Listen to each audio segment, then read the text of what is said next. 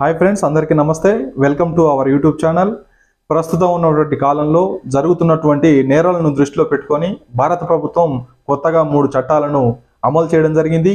అవి జూలై నుండి అమల్లోకి రావడం కూడా జరిగింది.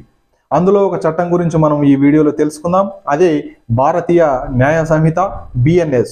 ఈ యొక్క చట్టం డిసెంబర్ 25, 2023లో భారత ప్రభుత్వం చేత ఆమోదించబడింది. ఇది అప్పటి IPC సెక్షన్స్ 1860లో ఉన్నటువంటి ఈ యొక్క సెక్షన్స్ని రీప్లేస్ చేస్తూ ఈ యొక్క భారతీయ న్యాయ సంహిత అనేటువంటి చట్టాన్ని అమల్లోకి తీసుకురావడం అనేది జరిగింది.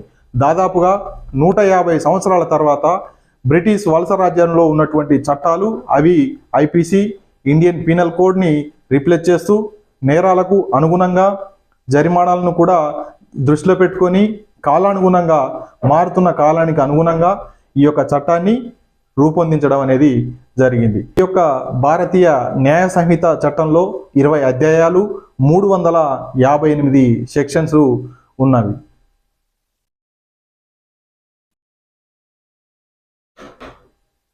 ఓకే, ఈ యొక్క భారతీయ న్యాయ సంహిత అనేటువంటి చట్టంలో 20 అధ్యాయాలు, 358 సెక్షన్స్ ఉన్నవి. ఇది మొత్తం కూడా ఇండియన్ పీనల్ కోడ్లో ఉన్నటువంటి సెక్షన్స్ని ఇంచుమించు పోలి ఉంటుంది.